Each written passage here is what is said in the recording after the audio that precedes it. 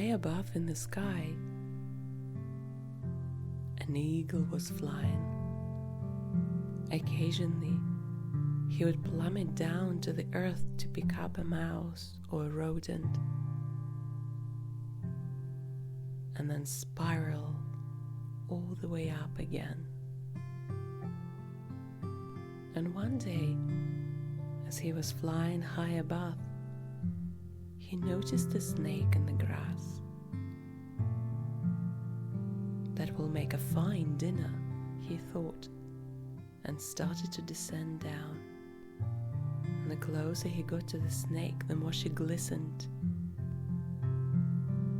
Her emerald green colors caught by the sun and reflected. And it stopped the eagle in the tracks. He got mesmerized by the beam of emerald green that just shone in his eye. And suddenly everything around him became green or a shade of. But very quickly, before he fell prey to this magic, he shook his head and caught the snake. She slithered, trying to get out, but his grasp was deadly. Like an iron fist, it held the snake in one place. She hissed, "Let me go, eagle. I'm no prey to you. There's not much meat on my bones, so I will not make a fine snack for you." "What would I get in exchange?" the eagle asked. "I caught you, and if you won't make a great deal of a dinner for me, you surely will be a good snack for my children." The snake surrendered to her destiny. And soon they made it to the eagle's nest, high above in the mountain range. And there, amongst the whistling winds, they heard 3 squeaky voices. Eagle dropped the snake down in the nest and took off again, hovering in the sky. "I will be back soon, my darlings. I'll go get more food." And as he said it, he left. The snake wriggled in the nest, moving endlessly, avoiding being swallowed. But the chicks were quite young, and very quickly she realized that she was too big for them. Even if they wanted to, they would not be able to hurt her just yet.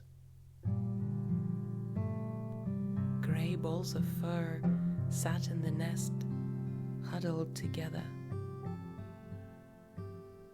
Their eyes wide open, they looked at the snake. "What are you?" they asked her. It has never occurred to the snake that they might not know of her. They only hatched a couple of days ago. And indeed, as she's new to them, so is the moist soil, the whispering trees, the rivers, the oceans. These young ones know nothing but the whistling winds and the wings of their father. I am your mother," the snake said, and her cheeks twittered in excitement. They moved closer to her. "Mother, mother, mother, mother," they were repeating. The snake knew straight away that the little ones have not seen their mother. That is why she said so. They were not groomed in the way birds usually are, and the nest was patchy in parts. That was a good guess, she said to herself. She didn't have much time, for it was only the matter of time until the eagle comes back. She had to find the way out. She too had her own children she had to tend to. And as the chicks settled on the other side of the nest, she moved quickly and tried to escape through the nest. But the chicks jumped to her side and tried to follow her, so much so that one nearly fell, with a snake catching her just by her feet with a tail.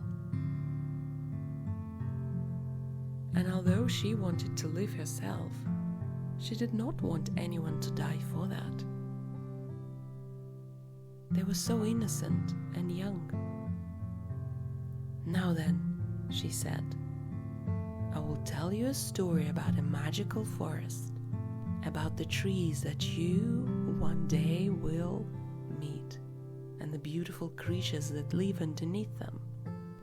The chicks were so excited. They sat with their mouths open, ready to swallow the story. And she told them all that she knew about how it feels when the tall grass tickles your belly. She told them how to listen to the trees and hear their song in the silence. She told them about insects, the tiniest of creatures, ants and bugs, and bark of the tree that one can explore for hours and days at a time.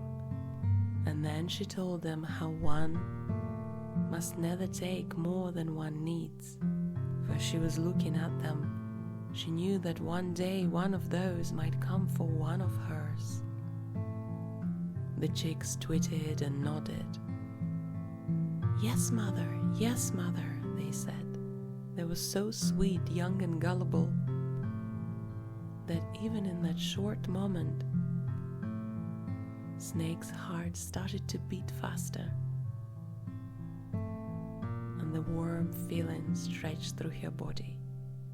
She started to whisper her snake song, and looking at her move, the chicks started to fall asleep.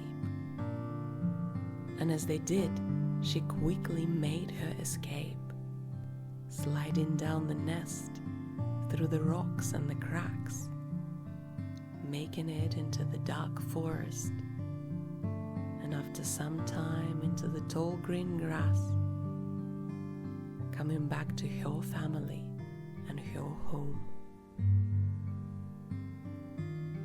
And that night, she told her children a story about 3 eagle chicks that she just met, telling them that one day they too might come to meet them. And if that time comes, may you use your wit, intelligence, and quick thinking, she told them. Even in the time of danger, don't forget your playful nature, she told them, as they huddled close together, ready for a night of good sleep.